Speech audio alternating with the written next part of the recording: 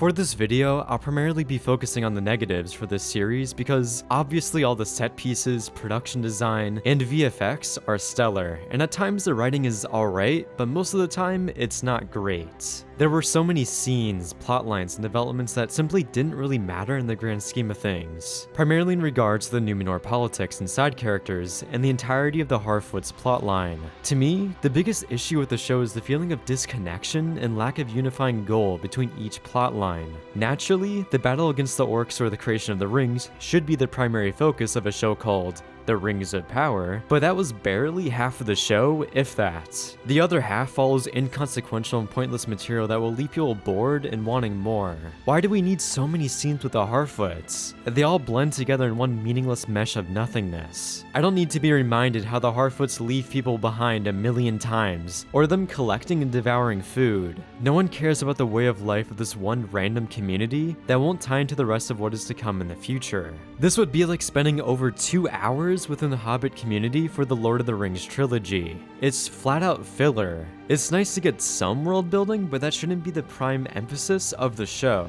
The only character here of value is the stranger, but nothing happens in this season for him to impact the larger story as a whole, besides us figuring out who he is. That's why to me, the season feels so much like a prologue. If you look at The Lord of the Rings, which had a total of about 9 hours to tell its story, the trilogy never loses focus and you're always engaged in a unifying objective that binds everyone together.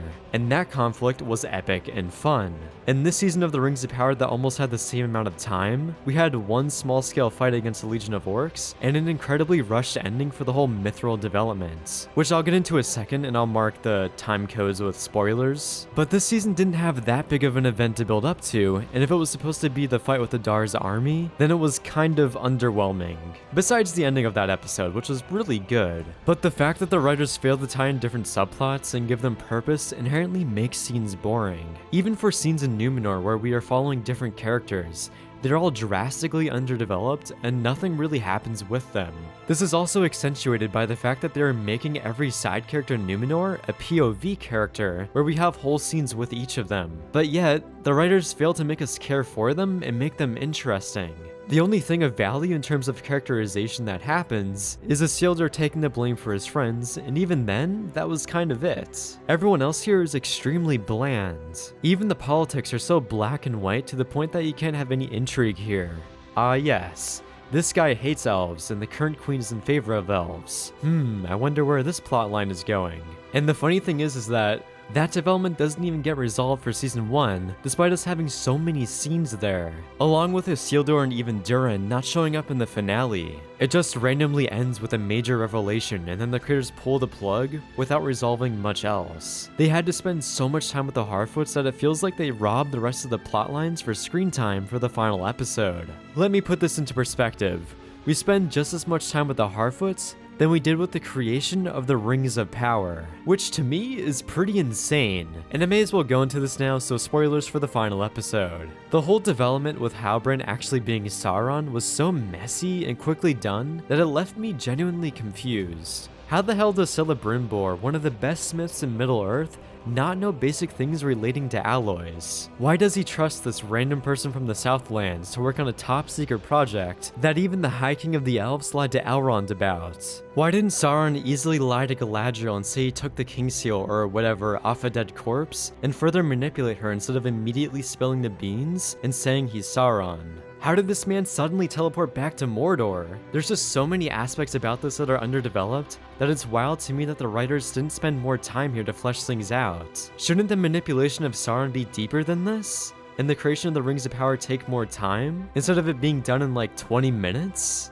This seems like the most interesting aspect of the story, but the writers would rather spend more time on the Harfoots. From what I've seen from the lore, since I don't know much about it given that I'm kind of a casual fan, is that Sauron was disguised and heavily manipulated Celebrimbor for a long duration. Then slowly over time, they figured out his identity. Given that there's already a lot of established lore that people love, I don't really understand why the writers are taking so many divergences from the source material. I would go in depth about that, but I mainly want to focus on the show.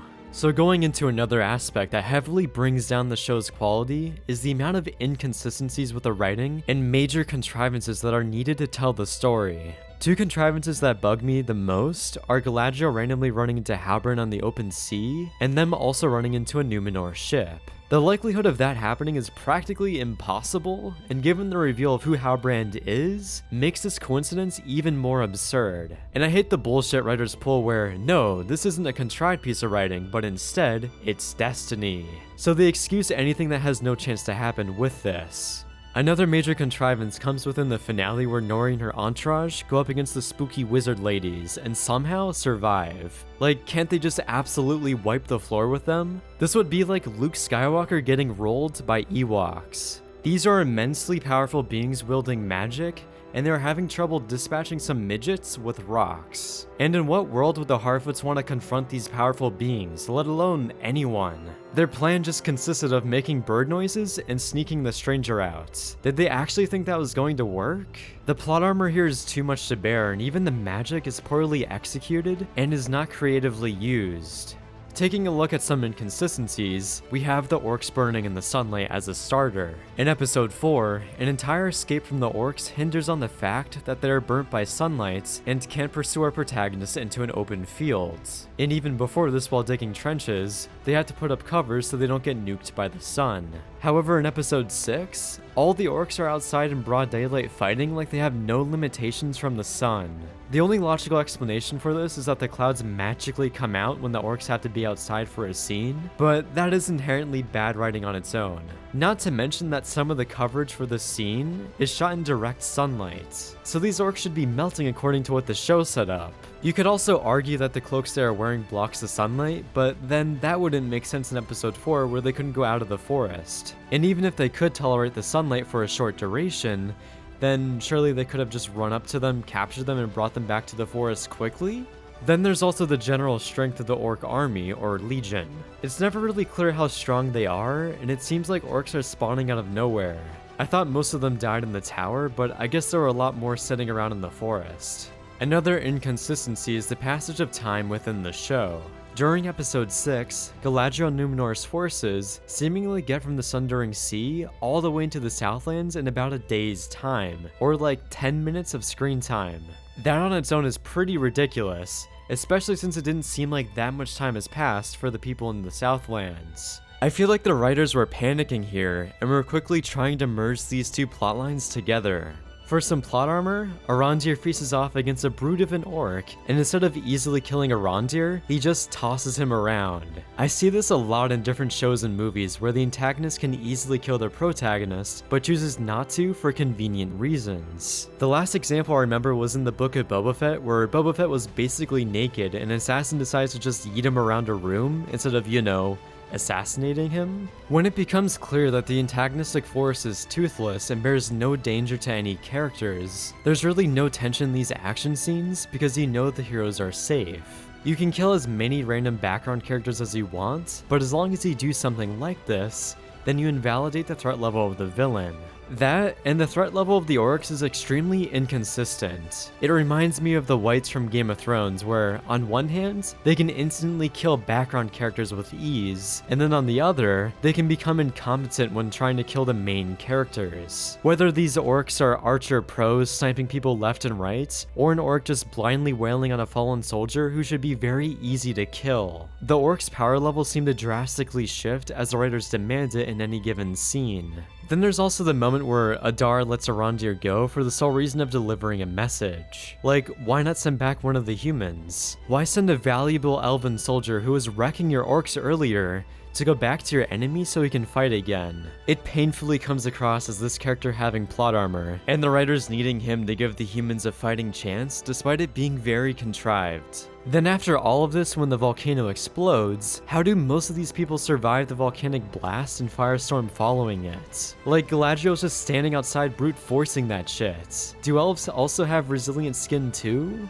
Then in regards to Deus Ex Machinas, two back-to-back contrived moments happen to save Theo's life in episode 4.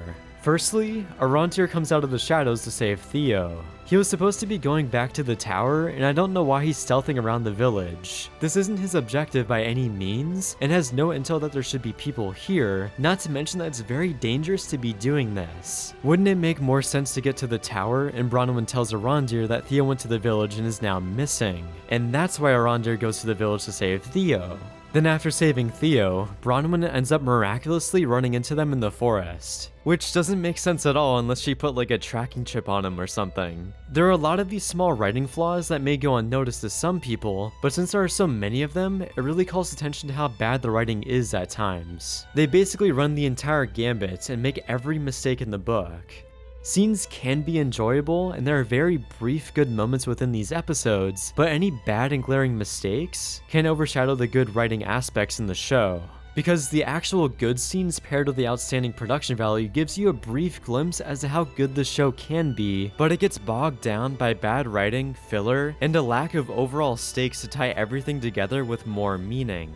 Looking at the characters, in the entirety of the season, the only pairing I liked was Durin and Elrond. And even then, their relationship was still underdeveloped. By that I mean, they basically go from just warming up to each other again, to Durin crying and getting sad that his friend is leaving him. It feels like their bond was pretty rushed, but their scenes together have a lot of chemistry. Their snarky remarks towards each other and being able to make each other laugh breathes life into the show that it desperately needs. Then it's also wholesome that they value their friendship over their responsibilities to their own societies. Truly a great duo, and it seems like they are the only people that are having fun in the show. Because when we go from them to Galadriel and literally any other character, it's a chore to watch. Galadriel in of herself is easily the worst character because the entire essence of her is a contradiction. How is this elf, who is extremely old by this point in the story, so childish, stubborn, aggressive, arrogant, and at times stupid?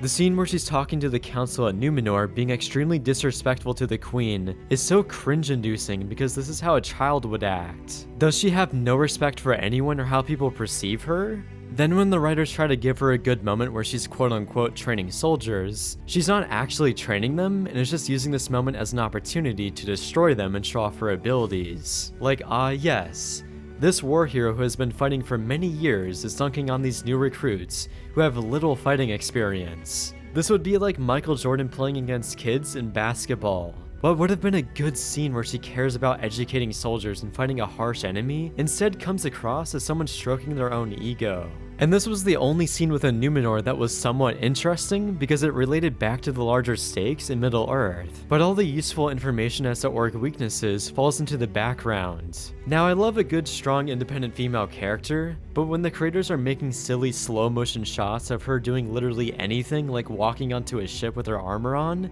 is dumb. You don't need to force my perception of the character through obnoxious editing, and instead allow the writing to do that. For Arondir, he never evolves outside of the stereotypical soldier, and he feels like a bland POV character for us to follow in battle. For how much screen time he gets, I'm surprised the writers didn't give the guy more to do, because even the thing that was giving his character some form of life, which was his romance with Bronwyn, essentially falls into the background. Not saying that it was good to begin with, but that was really all he had outside of fighting orcs. The side characters within Numenor I think will never really become that interesting because they don't have much to do in the larger story. Nor does anything happen within Numenor plot-wise that is really intriguing at all. So any character who receives screen time here is immediately fighting an uphill battle to entertain the audience, because we would rather be somewhere else in the world.